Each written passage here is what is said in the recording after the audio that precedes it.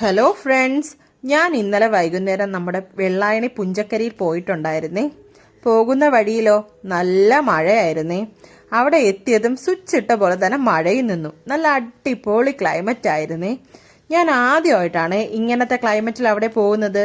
നല്ല രസമുണ്ടായിരുന്നേ. നമ്മുടെ കിരീടം പാലത്തിന്റെ അവിടെ ഇപ്പോൾ പണി നടക്കുവാണേ.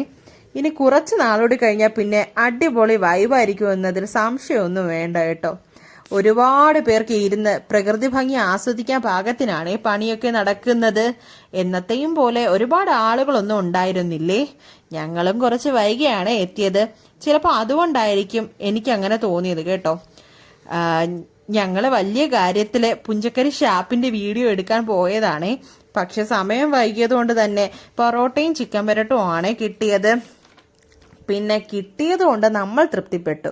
പെറോട്ട ഒരു ആവറേജ് സാധനം ആയിരുന്നെങ്കിലും ഫിഷ് ഗ്രേവിയും ചിക്കൻ പെരട്ടും വേറെ ലെവല് സാധനമായിരുന്നേ.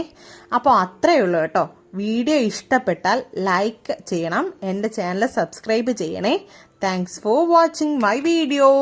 Thank you.